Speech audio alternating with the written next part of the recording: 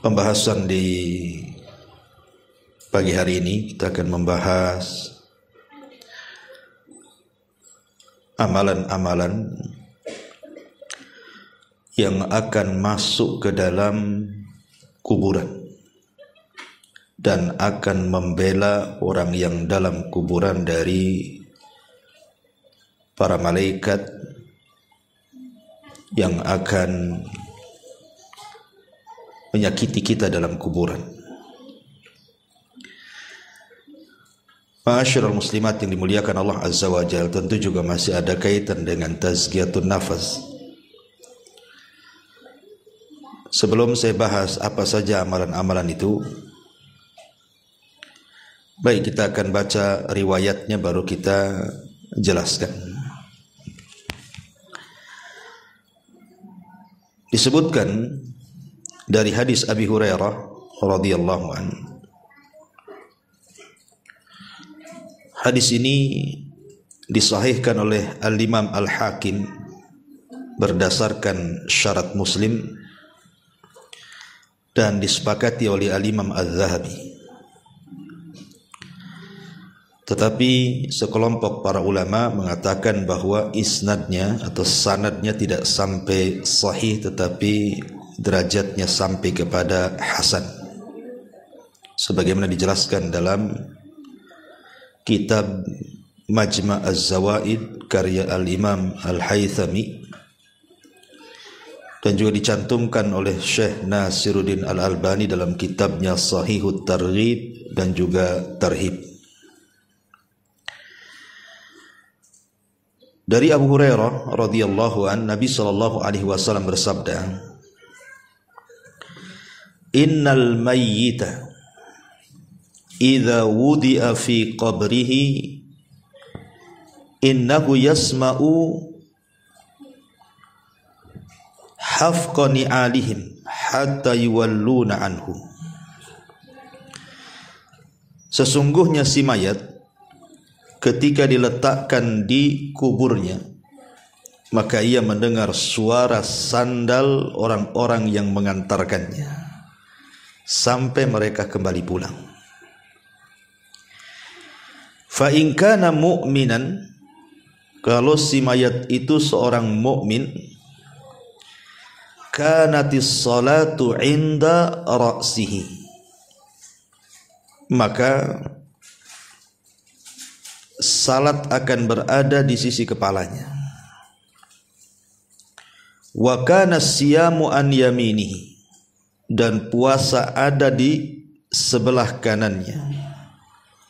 Wa kanatiz zakatu an shimalihi, dan zakat di sisi kirinya. Wa kana fi'lul khairat min sadaqati wassilati wal ma'rufi wal ihsani ilan nas inda rijlaihi. Adapun perbuatan-perbuatan baik yang lainnya seperti sedekah, silaturrahim, perbuatan ma'ruf dan kebaikan kepada manusia lain, maka akan berada di sisi kakinya. Fayu'ta min kibali ra'sihi, lalu malaikat akan mendatangi dari arah kepalanya. Fataqulus salatu, maka salat akan berkata, ma kibali madkhalun. Kata salat kepada malaikat yang hendak mendatangi dari arah kepalanya tersebut akan mengatakan, tidak ada jalan masuk dari arahku. Thumma yu'ta an yaminihi, maka malaikat akan mendatangi dari sebelah kanannya. Fayaqulu siyam, maka puasa akan berkata, ma kibali madkhal, tidak ada jalan masuk dari arahku. Thumma yu'ta an yasari, maka malaikat akan datang dari sebelah kiri. Fataqulus az-zakatu, maka zakat akan berkata, ma kibali madkhal, tidak ada jalan dari arahku.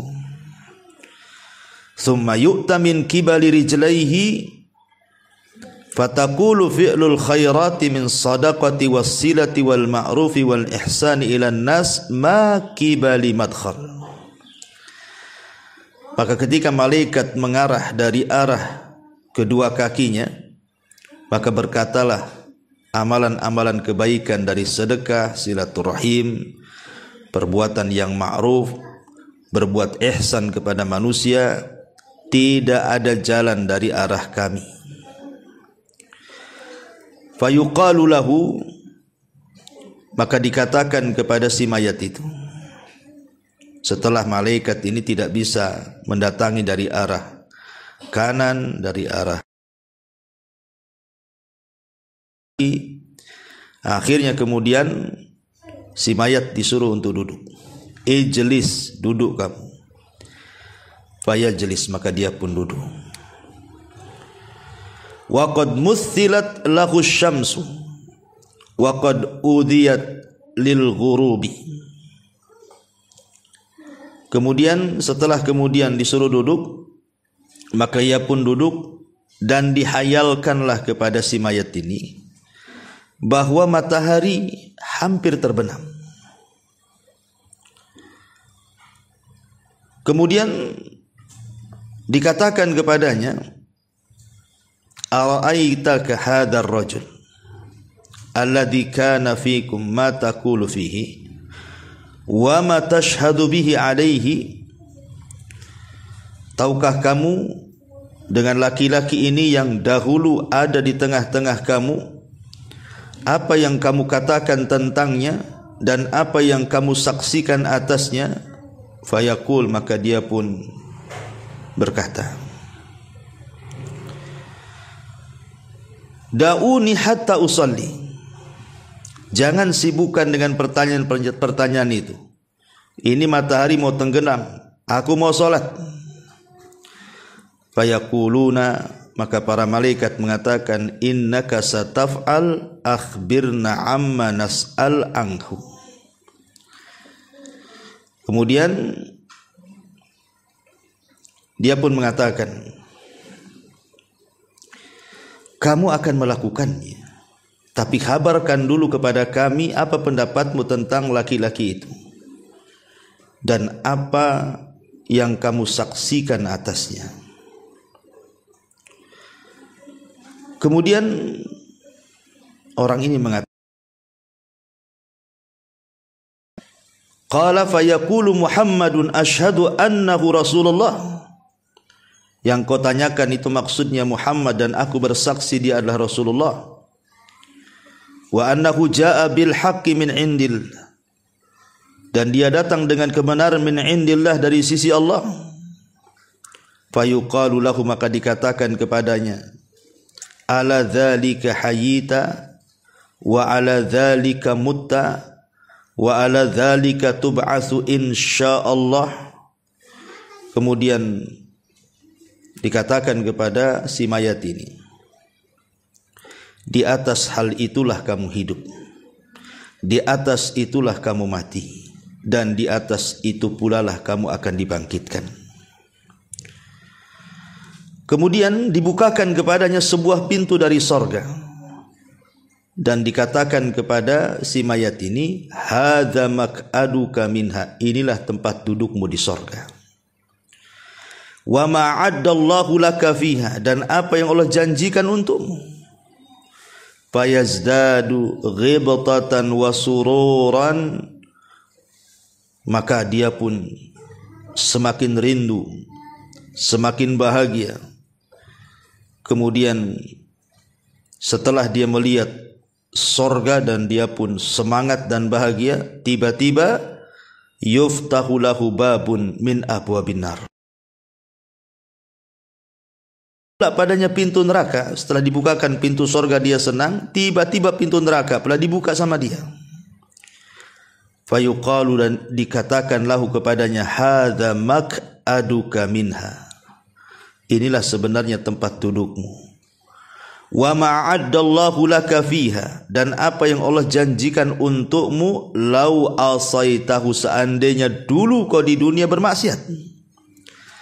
fayazdadu ghibtatan wa sururan. Maka dia semakin senang karena tidak jadi kan dimasukkan ke neraka. Summa yufsahu lahu fi qabrihi sab'una dhira'an. Kemudian diluaskan kuburnya sejauh 70 hasta. Wa yunawwir lahu fihi, kemudian didatangkan cahaya yang tadinya gelap menjadi terang benderang dalam kuburnya. Wa yu'adul jasadu lima bada'a minhu, ya. Lalu dikembalikan ruhnya ke dalam jasadnya. Kemudian fataj'alu nasmatuhu fi nasami at-tayyibi. Kemudian ruh yang sudah dimasukkan ke dalam jasad tadi dalam rupa yang sangat baik, wa hiya tayrun ya'luqa fi syajaril jannah, yaitu seperti seekor burung yang bertengger di pohon-pohon sorga. Qala fadzalika qauluhu ta'ala, itulah makna daripada firman Allah Subhanahu wa taala, yutsabbitullahu alladhina amanu bil qauli tsabit fil hayatid dunya wa fil akhirah. Allah akan meneguhkan orang-orang yang beriman dengan ucapan yang teguh di dalam kehidupan dunia dan di dalam kehidupan akhirat. Surat Ibrahim ayat 27. Inilah teks hadis yang kita akan bahas di pagi hari ini. Ma'asyiral muslimat yang dimuliakan Allah Subhanahu wa taala, lihat kisah tadi, bagaimana orang-orang yang beriman yang ketika di dunia banyak mengamalkan amal saleh. Dari amal-amal yang disebutkan dalam hadis ini, amal-amal itu akan masuk ke dalam kubur dan akan membelanya. Kita urut dari berdasarkan riwayat ini. Pertama, salat. Salat inilah yang akan membela kita di kubur kita. Maka jangan pernah meninggalkan salat. Kenapa kemudian permasalahan kubur itu harus seorang muslim itu lebih memperhatikan dengan sangat dalam? Karena Utsman bin Affan radhiyallahu anhu apabila diingatkan soal kubur itu langsung menangis, Bu. Beda kalau diingatkan dengan akhirat padahal ada neraka di situ. Tapi Utsman biasa-biasa saja. Sehingga dikatakan kepada Utsman bin Affan radhiyallahu anhu, kenapa engkau apabila mendengar kisah-kisah tentang kuburan kau menangis? Tapi kalau diceritakan tentang akhirat kamu biasa-biasa saja. Maka Utsman bin Affan radhiyallahu anhu mengatakan, celaka kalian. Bukankah kubur itu raudun min riyadil jannah au hufratun min hufarin nar? Bukankah kuburan itu bisa jadi taman yang menuju ke taman-taman sorga, atau boleh jadi dia adalah sebuah gua yang menakutkan yang akan menembus neraka? Itulah aku menangis. Makanya dari sini salah satu amalan yang sangat luar biasa bisa menyelamatkan kita di kuburan itu adalah solat. Karena solat akan masuk ke dalam kuburan kita dan dia akan menjaga kepala kita. Jelas-jelas dia membela ketika malaikat akan datang kepada kita. Dia pun membela kepala kita dan mengatakan, tidak ada jalan untukmu ke sini. Subhanallah, dari sini salat itu penyelamat. Kemudian yang kedua, salat itu adalah ibadah yang paling efektif untuk menggempur dosa.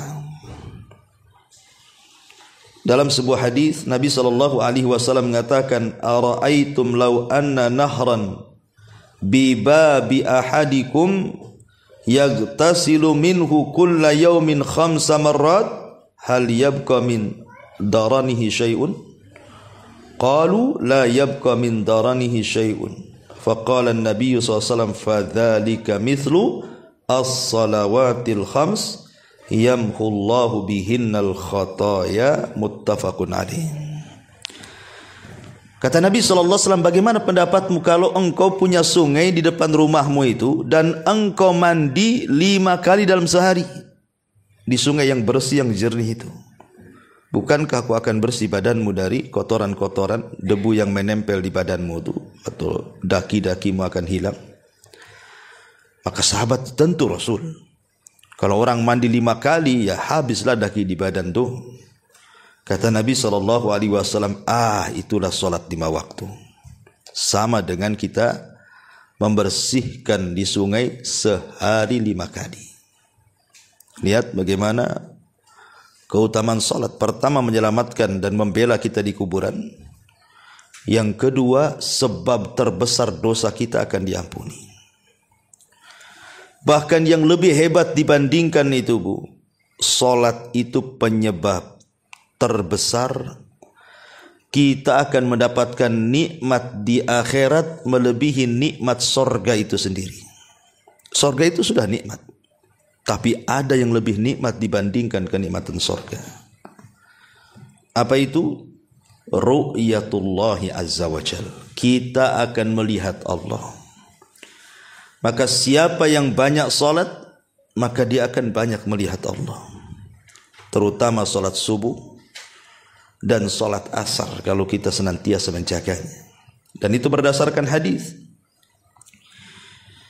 Nabi SAW mengatakan dalam hadis yang dikeluarkan Bukhari Muslim dari Jarir ibn Abdullah al-Bajali, dia mengatakan, kunna julusan inda Rasulillah SAW, kami lo duduk-duduk di sisi Nabi. Idh nadhara ilal qamari lailatal badri. Ketika itu Nabi melihat bulan yang sedang terang-terangnya karena waktu itu sedang purnama. Faqala, maka Rasul mengatakan, amma innakum satarawna rabbakum kama tarawna hadzal qamar la tudhammuna fi ru'yatihi fa in istata'tum alla tughlabu ala salati qabla tulu'i syamsi wa qabla ghurubiha faf'alu. Adapun kalian akan melihat Rabb kalian, kata Rasul, seperti melihat bulan purnama malam ini. Engkau lihat bulan purnama itu, maka sahabat melihat bulan purnama. Lah seperti itu engkau melihat Allah, tidak berdesak-desakan sedikit pun. Maka kalau kalian ingin melihat Allah dan kalian bisa, maka lakukan. Syaratnya apa? Kalau kalian mampu untuk tidak terkalahkan dengan sebuah solat sebelum terbit matahari, maksudnya solat fajar, wa qabla ghurubiha, dan solat subuh, maka kata Rasul sallallahu alaihi wasallam, faf'alu, lakukan. Dari sini istinbat para ulama bahwa solat itu adalah sebab terbesar kita mendapatkan nikmat ru'yatullah, melihat Allah. Dan itu juga berdasarkan Al-Quran surah Al-Qiyamah dari ayat 22 sampai ayat 32. Wujuhu yawma idzin nadhirah ila rabbiha nadhirah wa wujuhu yawma idzin basirah tadhunnu alla yaf'ala biha faqirah kalla idza balagatit taraqi wa qila man rah wa dhanna annahu al-firaq wal taffatis saqu bisaq ila rabbika yawma idzinil masaq fala saddaqa wala shalla walakin kadzdzaba wa tawalla. Wajah-wajah orang yang beriman pada hari itu berseri-seri, kepada Tuhannya lah mereka melihat. Dan wajah-wajah orang kafir pada hari itu muram, mereka yakin bahwa akan ditimpakan kepadanya malapetaka yang dahsyat. Sekali-kali jangan apabila napas seseorang telah mendesak sampai ke kerongkongan, lalu dikatakan kepadanya, siapakah yang dapat menyembuhkanmu? Dan dia yakin bahwa sesungguhnya itulah waktu perpisahan dengan dunia, dan bertautlah betis kiri dan betis kanan, kemudian Tuhanmu lah pada hari itu kamu dihalau. Karena ia tidak mau membenarkan Rasul dan juga Al-Quran, dan tidak mau mengerjakan solat, tetapi ia mendustakan Rasul dan berpaling dari kebenaran. Nah, di sini di ujung ayat, ketika orang-orang kafir mereka dihalangi dari melihat Allah karena mereka tidak salat, menunjukkan bahwa kalau seandainya dia masuk Islam dan dia salat, maka tidak ada terhalangi antara dia dengan wajah Allah Subhanahu wa taala. Ini cukup 3 perkara ini saja.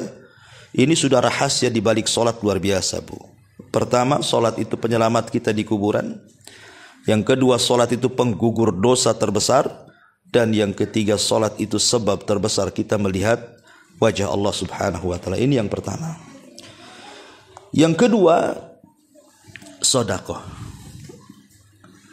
Sedekah, dan di sini juga disebut zakat dulu, kemudian sedekah. Apa sih bedanya zakat dengan sedekah nih, Bu? Ya. Ma'asyiral muslimat yang dimuliakan Allah Subhanahu wa taala, tentu ada perbedaan antara zakat dengan sedekah, Bu. Ya, walaupun terkadang dalam Al-Qur'an itu mengistilahkan zakat dengan sedekah. Seperti disebutkan dalam surah Taubah itu kan, Bu. Di mana Allah Subhanahu wa taala mengatakan dalam ayat ke-60, innamas shadaqatu lil fuqara, dan seterusnya. Jadi Allah membahasakan zakat itu dengan sedekah. Tetapi sebenarnya ada perbedaan antara zakat, sedekah, dan juga infak. Ya, apa bedanya dari 3 kata yang sering kita dengar itu? Kita akan membahas apa perbedaan zakat dengan sedekah dulu. Zakat itu, Bu, itu diwajibkan Islam dengan benda-benda tertentu seperti emas, perak, pertanian, perdagangan, hewan ternak. Nah, itu khusus, itu berkaitan dengan itu zakat itu. Tapi kalau sedekah tidak mesti, ya, tidak mesti dengan yang sudah ditetapkan. Umpamanya kalau zakat ternak, ada unta, ada sapi, ada kambing. Kalau sedekah tidak perlu, boleh juga pakai ayam, kan gitu ya. Mentok, bebek, terserah, ya, lebih umum sedekah itu. Kemudian kalau zakat itu kan ditentukan tuh haul dan nisabnya, Bu, harus setahun. Ya, kemudian ada nisabnya. Kalau sedekah kan tidak ditentukan, harus setahun, dan tidak ditentukan kadar nisabnya juga gitu ya. Kemudian yang ketiga, zakat itu diberikan kepada orang-orang tertentu yang disebutkan oleh surah At-Taubah 60 itu kan 8 asnaf. Tapi kalau sedekah sama orang kaya pun boleh. Ya, namanya sedekah, nolong, ya kan?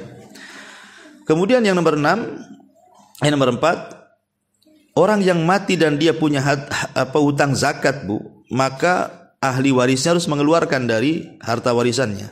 Kalau sedekah tidak. Ya. Kemudian yang nomor 5, orang yang tidak mau bayar zakat, Bu, itu akan diazab. Berdasarkan hadis yang ma'ruf kan, bagaimana azab orang yang meninggalkan zakat. Tapi kalau orang meninggalkan sedekah, walaupun dia sanggup sedekah, ya nggak mungkin diazab, karena kan sifatnya sunnah. Kalau zakat wajib gitu ya. Kemudian zakat ini berdasarkan madhab imam yang 4, ya, tidak boleh diberikan kepada keluarga yang merupakan usul ataupun furu. Usul itu maksudnya bapak ke atas, furu itu maksudnya anak ke bawah, cucu, cicit gitu ya. Kalau bapak ke atas kan bapak, kakek, buyut, dan begitu seterusnya. Itu zakat tidak boleh diberikan kepada mereka, karena memang kewajiban kita menafkahi mereka. Tapi kalau sedekah boleh, baik ke atas atau ke bawah.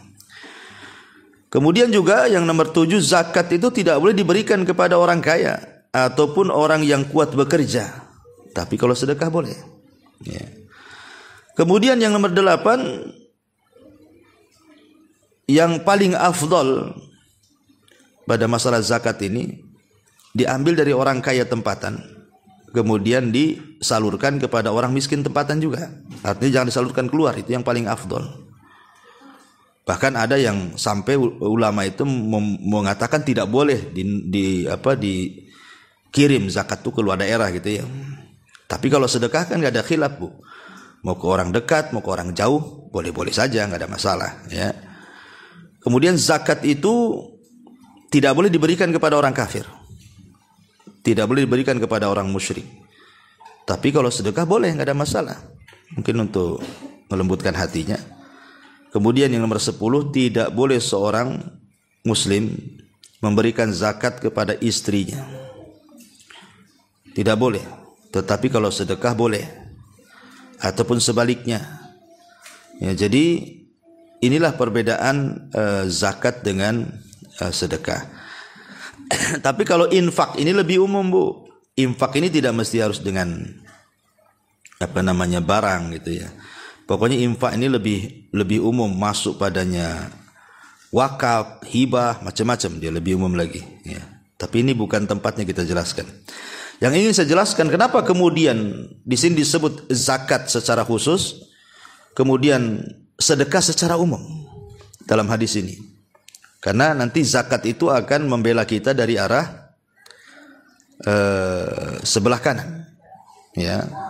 Zakat itu dari sebelah kiri dulu ya. Sebelah kiri dulu, nah sebelah kanan puasa. Jadi zakat itu akan berada di sebelah kiri kita. Lalu apa sih keistimewaan zakat kok dia bisa membela betul-betul kita ketika di kuburan itu? Yang pertama, Bu, karena zakat ataupun sedekah lah secara umum kan, karena Al-Quran juga sering mengistilahkan zakat itu dengan sedekah. Karena kalau kita lihat keutamaannya, sedekah ataupun di dalamnya ada zakat itu, dia adalah ibadah yang sangat tinggi sekali nilainya di hadapan Allah Subhanahu wa taala. Disebut dengan afdol al-amal, seafdol-afdolnya amal.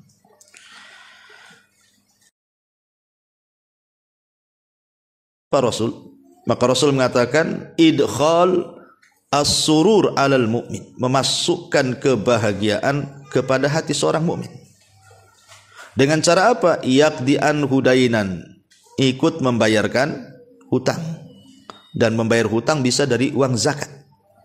Ya, jadi ada saudara kita terlilit hutang, kemudian kita punya tanggungan zakat, maka kita zakatkan kepada orang yang terlilit hutang supaya bayar hutang. Kemudian yaqdilahu hajah, ataupun kepada orang yang punya hajat, mungkin dia miskin, kelaparan dan begitu seterusnya, sehingga butuh dibantu, zakat bisa disalurkan. Karena bagaimanapun orang-orang fakir dan miskin masuk dalam asnaf zakat dan juga masuk dalam sedekah juga ya. Termasuk juga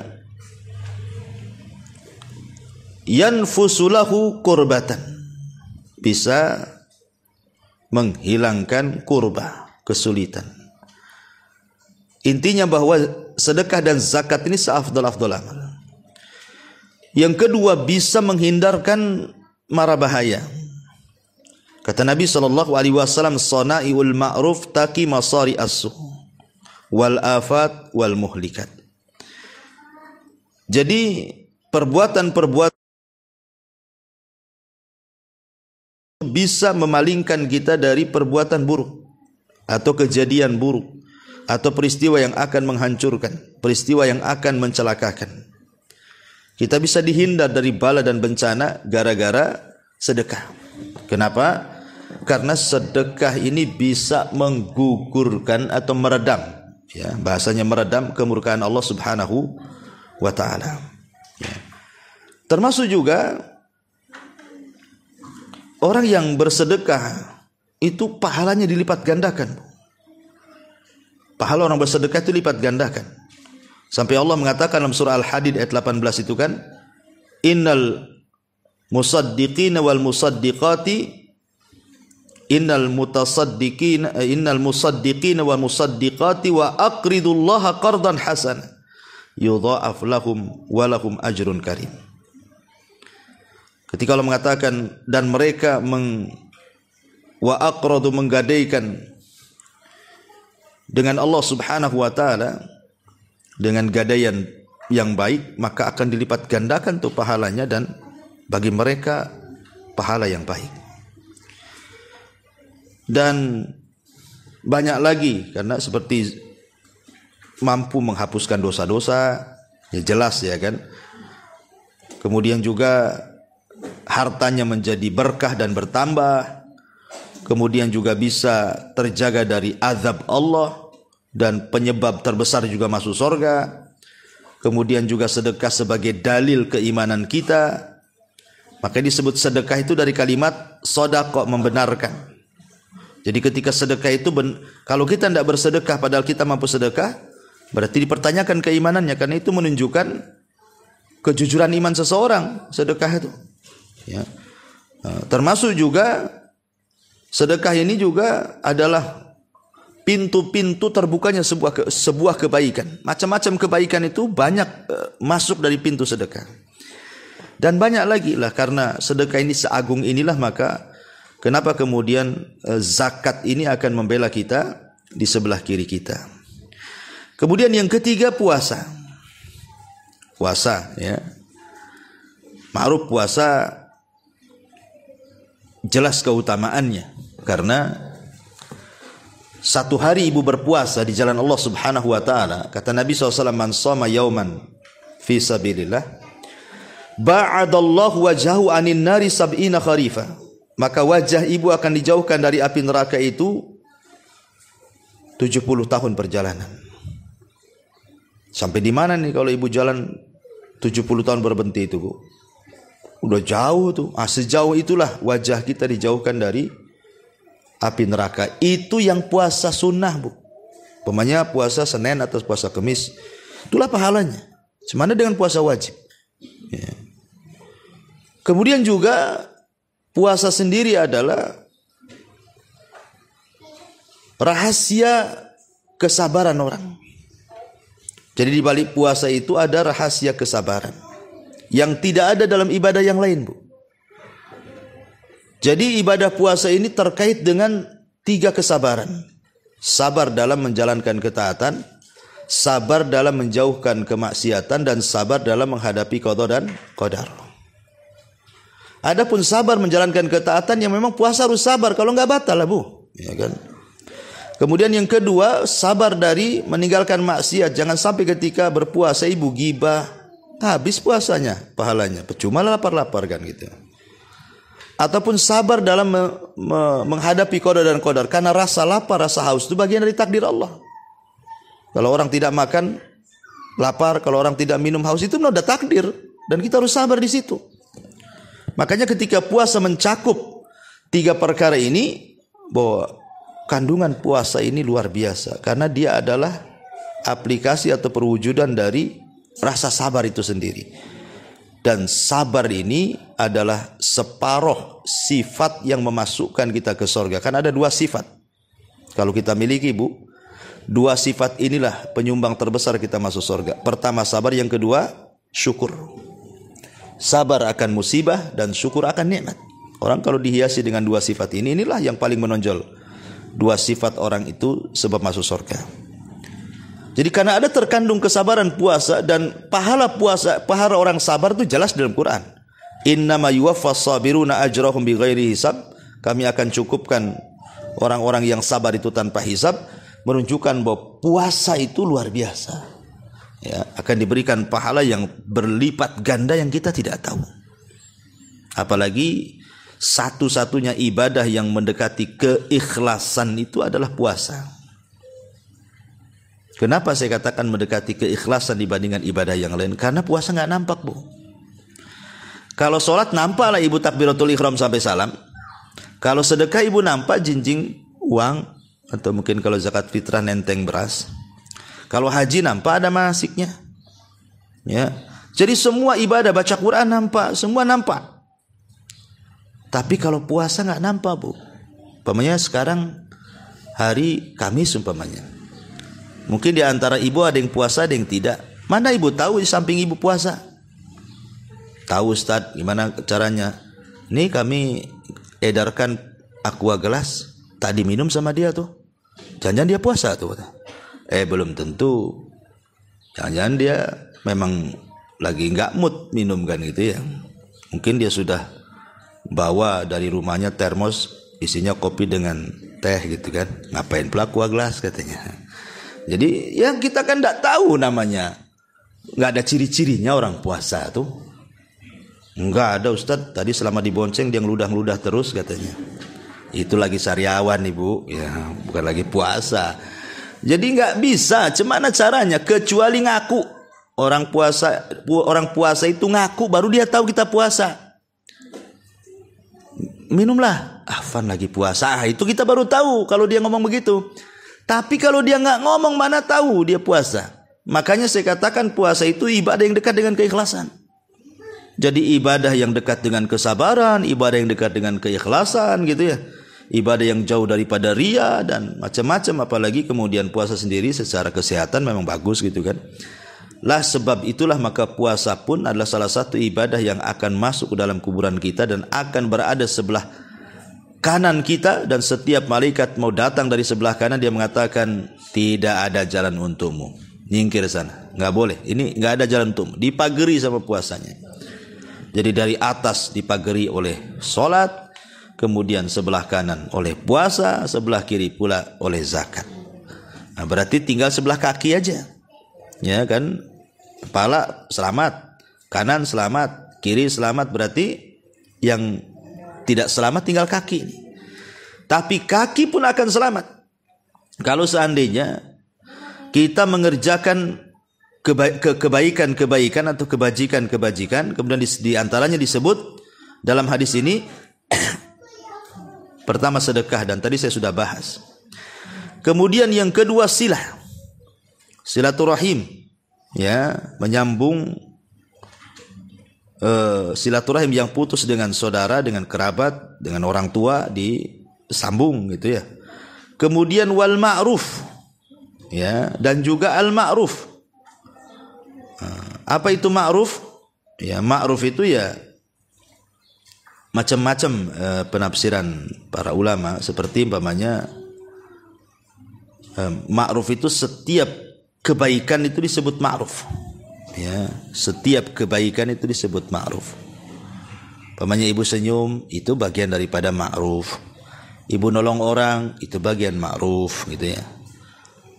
Pokoknya hal-hal yang dipandang baik itu disebut ma'ruf. Kemudian juga al-ihsan ilal ghair, berbuat baik kepada orang lain. Al-ihsan dikatakan oleh Imam At-Tabari artinya antakuna sariratuhu ahsan min alaniyatihi. Jadi yang dimaksud ihsan itu yang tersembunyi itu harus lebih baik dibandingkan yang nampak. Yang tersembunyi di hati itu lebih baik dibandingkan yang tampak. Tapi kan kita malah terbalik, yang tampak lebih baik. Makanya sering saya nasihatkan Bu, kadang-kadang ada orang yang mungkin dapat hidayah baru masuk gitu kan.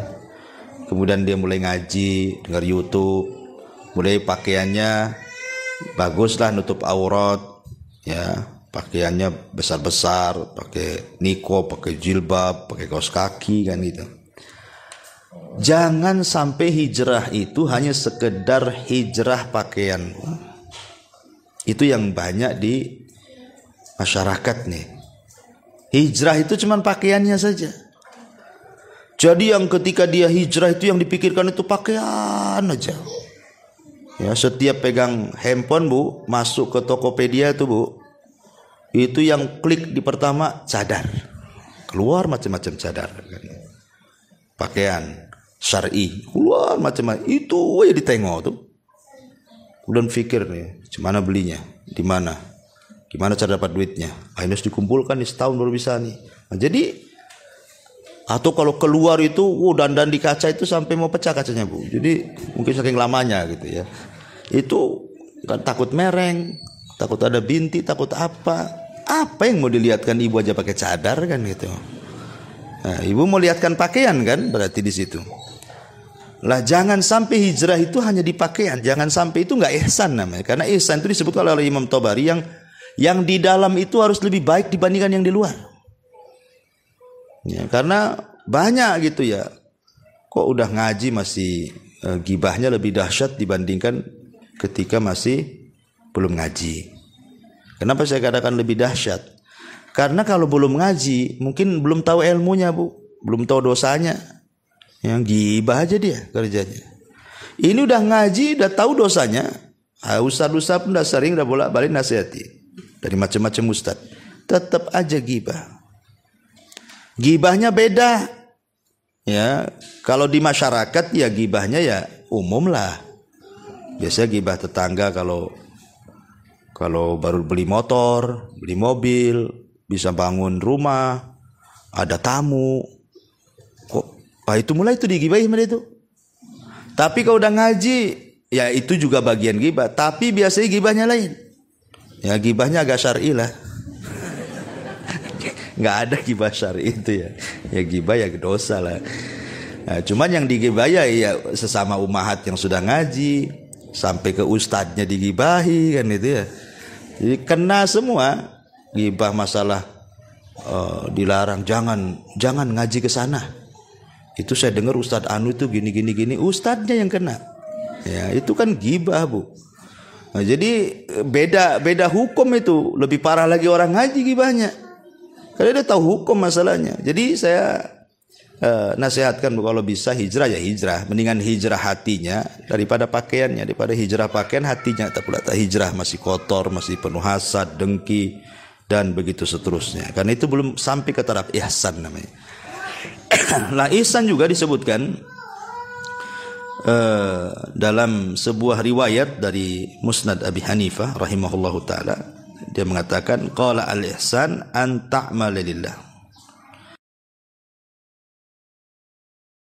Tiap yang kita beramal ditujukan kepada Allah, itulah ihsan.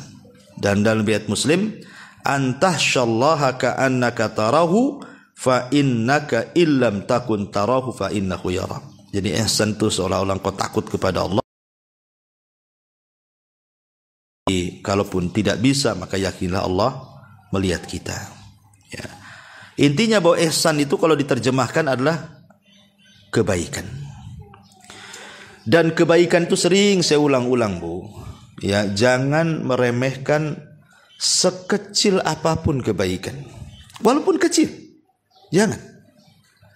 Karena kecil ini terkadang bisa menyelamatkan orang dari neraka dan dimasukkan ke surga. Sampai-sampai Rasul mengatakan fattakun nar walau bisyikit tamrah.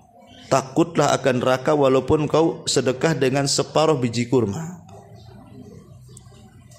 Separuh kurma itu mana mengenyangkan, Bu. Tapi Rasul mengatakan seperti itu. Karena nanti pada hari kiamat itu ada orang-orang, Bu, diletakkan di tempat yang paling tinggi di antara sorga dan neraka, yang disebut dengan Ashabul A'raf. Ashabul A'raf itu diletakkan di tempat yang tinggi sekali. Kalau dia memandang sorga, pengenlah dia masuk sorga. Kalau dia memandang neraka, nampaklah kawan-kawan dia yang bejat-bejat itu di neraka. Dia pun mencaci maki orang-orang yang masuk neraka, kemudian dia pun takut kalau dimasukkan ke dalam neraka. Kenapa coba Ashabul A'raf itu kok diletakkan di tengah-tengah gitu? Padahal kebaikannya banyak, Bu. Harusnya kan dia masuk surga. Rupanya yang menghalangi dia masuk surga karena kejahatannya sama dengan kebaikannya. 50-50, 50%, 50%. Sehingga dia tidak masuk surga karena kejahatannya 50%, tidak bisa dimasukkan ke neraka karena ada kebaikan 50%. Coba kalau seandainya dari 50% yang ia punya dari kebaikan itu, mungkin ditambahlah dengan cara tadi infak walaupun separuh kurma. Kan ada nambah poin, Bu. Okelah nambah poin 1.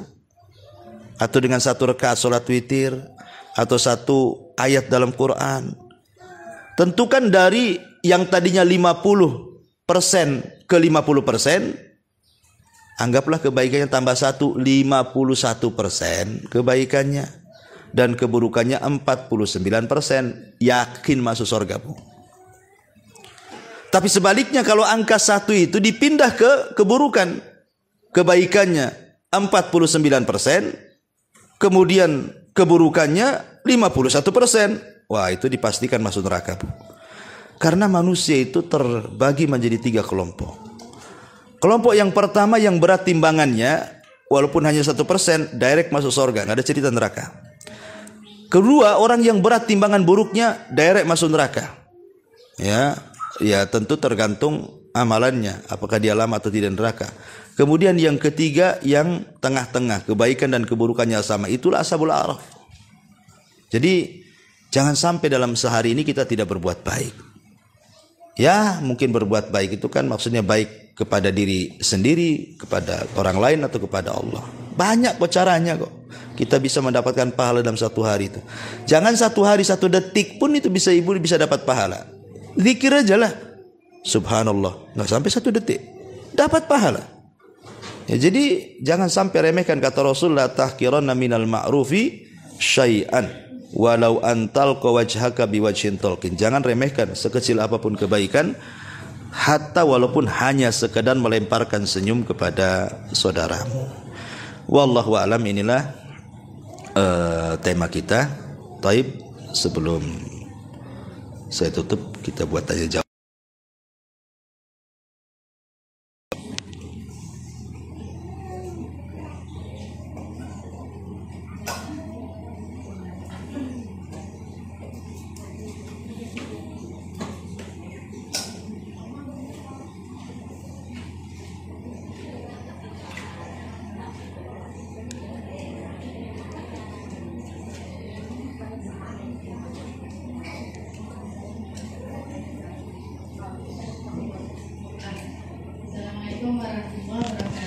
Ya, waalaikumsalam warahmatullahi wabarakatuh. Ini tentang ashabul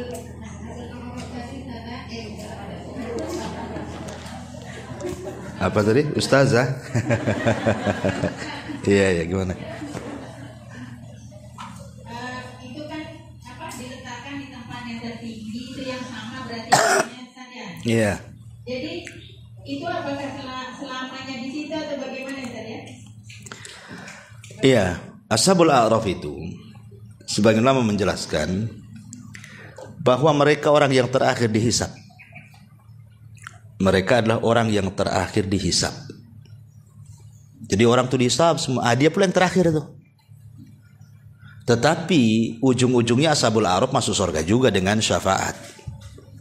Ya, tapi kan dia harus tunggu di situ lama. Karena nunggu orang dihisab satu-satu, baru yang terakhir mereka kan. Ya, walaupun kemudian mereka tidak masuk neraka, tetap dapat syafaat dan rahmat Allah, mereka masuk ke dalam surga. Tetapi lamanya mereka di situ kan cukup menyiksa mereka. Yaitu karena ada dosa di situ. Tetapi juga tidak diazab seperti penuh neraka karena ada pahala di situ. Ya tidak selamanya di situ. Tetap ujung-ujungnya masuk, karena di akhirat itu tidak ada 3 tempat, yang ada cuma 2. Ujung manusia itu cuma 2. Masuk neraka atau masuk surga. Ashabul a'raf itu hanya menunggu hisab saja. Ya, jadi ujung-ujungnya cuma 2 tempat itu saja. Wallahu a'lam. Oh iya.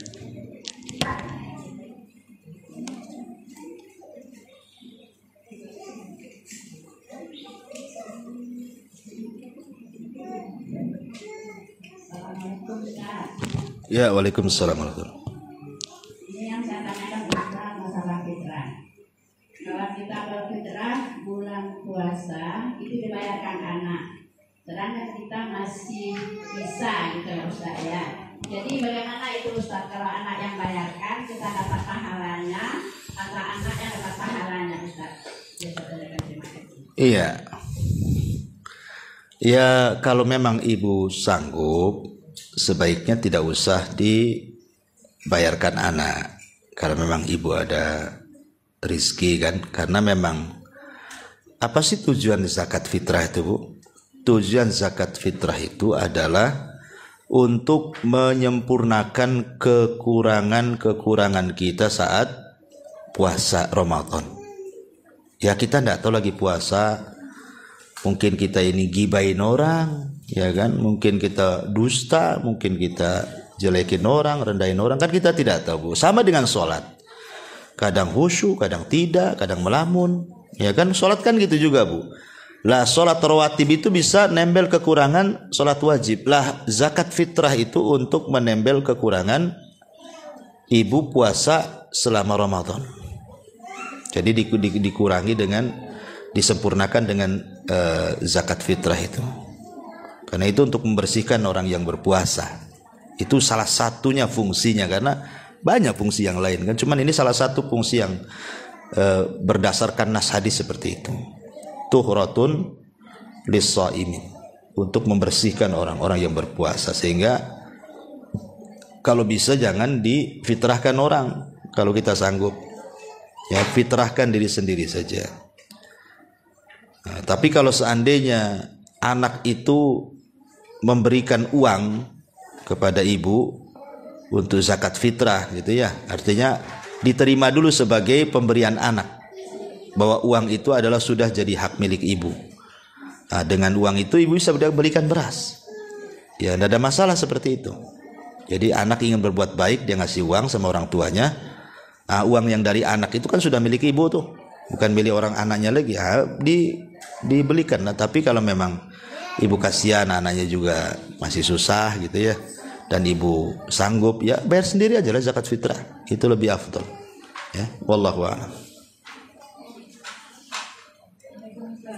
Iya.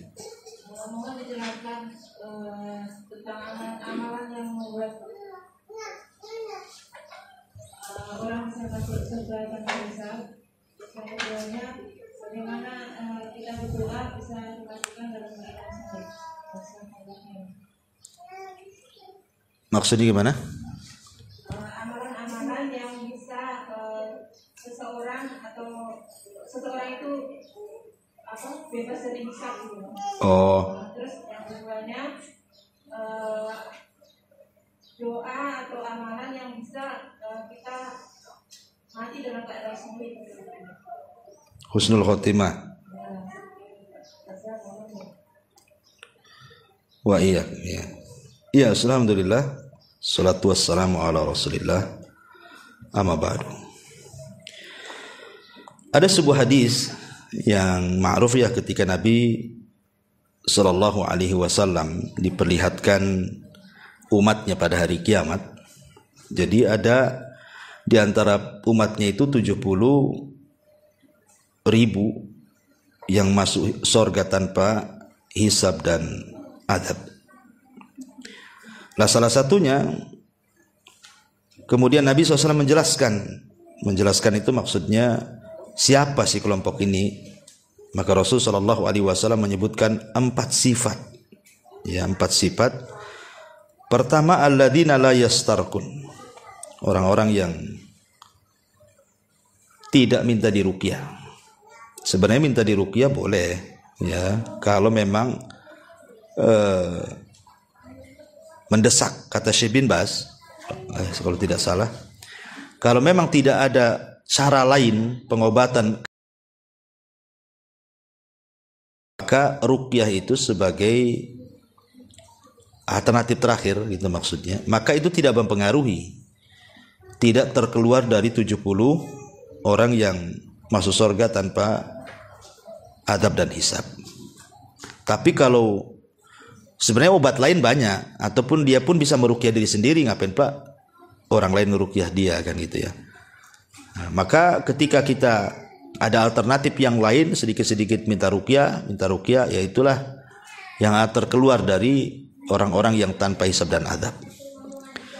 Kemudian yang kedua, wala yaktawun, orang yang menggunakan besi-besi panas dijadikan pengobatan.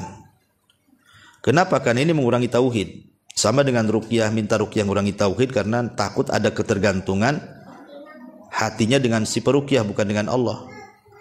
Ataupun orang yang berobat dengan besi yang disundut itu, dengan besi panas, takut timbul rasa takut yang berlebihan, sehingga dia takut kepada besi bara api dibandingkan takut dia kepada Allah Subhanahu wa taala.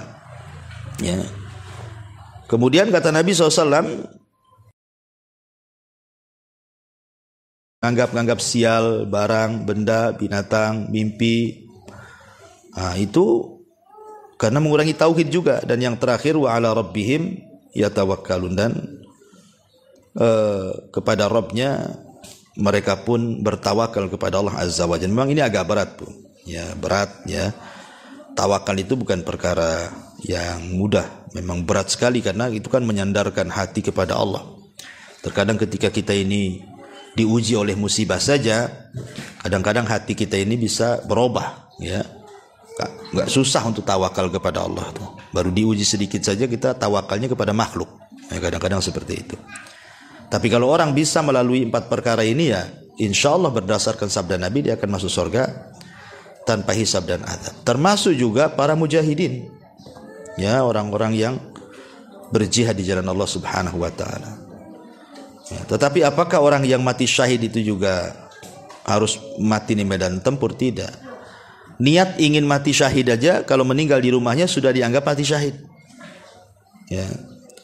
Ya, intinya, Bu, banyak-banyak berdoa minta kepada Allah agar diwafatkan kelak tanpa hisab dan azab. Ya. Ini yang pertama. Pendek-pendek aja. Yang kedua tadi penyelamat apa tadi? Amalan penyelamat azab kubur. Ulangi, Bu.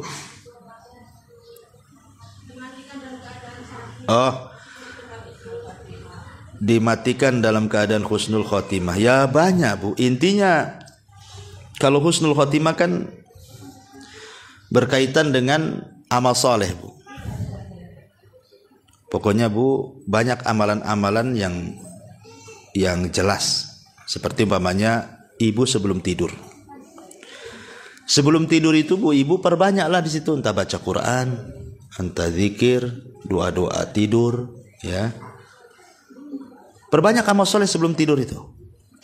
Kalau Allah Subhanahu wa ta'ala takdirkan kok ibu nggak bangun lagi alias mati, insya Allah, Bu, ibu husnul khotimah. Kalau sebelum tidurnya ibu tidak melakukan maksiat dan disibukkan dengan ibadah. Kenapa? Karena orang yang menjaga wudu saja sebelum tidur, umpamanya ibu belum tidur kemudian menjaga wudu, saat ibu tidur itu jadi ibadah, Bu. Karena ada malaikat samping kanan kiri ibu. Kalau ibu berguling ke arah kanan, malaikat sebelah kanan mengatakan, ya Allah ampuni orang ini, ya Allah rahmati orang ini. Apabila dia berguling ke sebelah kiri, maka malaikat sebelah kiri juga akan mengatakan sama, ya Allah ampuni orang ini, ya Allah rahmati orang ini. Masalahnya ini guling-guling sana sini, Ustaz. Tetap dia didoakan malaikat sampai pagi. Sehingga kalau Allah takdirkan didoakan malaikat sampai pagi, otomatis dia kalau meninggal husnul khotimah lah. Jadi orang itu mudah melihat husnul khotimah atau tidak, lihat amalan sebelum tidurnya, Bu. Kalau amalan sebelum tidurnya begadang, maksiat, dugem, minum, dan begitu seterusnya kan. Kemudian pulang langsung tidur, kok besoknya enggak bangun lagi, itu alamat sul khotimah tuh. Ya, kemudian juga selain daripada itu yang khusus ya seperti thalabul ilmi. Ibu datang dari rumah kemari niatnya karena ingin belajar. Kalau takdirkan di tengah jalan mungkin ada yang ugal-ugalan, ibu sudah hati-hati tetap juga ditabrak orang, Allah takdirkan pula meninggal. Insya Allah meninggalnya husnul khotimah. Kenapa? Karena memang sedang berjalan ke tempat ilmu. Ya. Seperti kasusnya seseorang Bani Israel yang membunuh 99 jiwa, kemudian digenapkan dengan seorang pendeta yang tidak punya ilmu, akhirnya ditanya tak tahu, marah dia dibunuh jadi 100. Lah salah satu yang menyebabkan orang pembunuh 100 jiwa masuk surga itu karena dia disarankan oleh seorang alim untuk datang ke sebuah daerah, di situ banyak orang banyak alimnya, banyak ahli ibadahnya, suruh belajar. Makanya dia semangat menuju desa tersebut, di tengah jalan dia meninggal. Tapi Allah takdirkan masuk surga kan, baru melangkah dia tuh. Ya, jadi dan banyak lagi, intinya perbanyak amal soleh, perbanyak zikir, perbanyak istighfar. Karena bagaimanapun ada hadis yang mengatakan manusia itu bangkit atau dibangkitkan pada hari kiamat sebagaimana ketika dia mengakhiri kehidupannya, dan orang itu akan diwafatkan oleh Allah sebagaimana kebiasaan hidupnya. Kalau kebiasaan hidupnya banyak maksiat, diwafatkan seperti itu. Kalau kebiasaan hidupnya banyak ibadah, maka akan diwafatkan seperti itu dan akan dibangkitkan seperti itu. Wallahu alam. Pembahasan ini panjang. Kalau cerita Sul Khotimah Husnul Khotimah ini perlu kajian lagi yang lebih mendalam. Tapi cukuplah sebagai pengetahuan. Sampai di sini Bu. Subhanakallahumma bihamdika asyhadu an la ilaha illa anta astaghfiruka wa atubu ilaik. Allahu ta'ala a'lam. Assalamualaikum warahmatullahi wabarakatuh.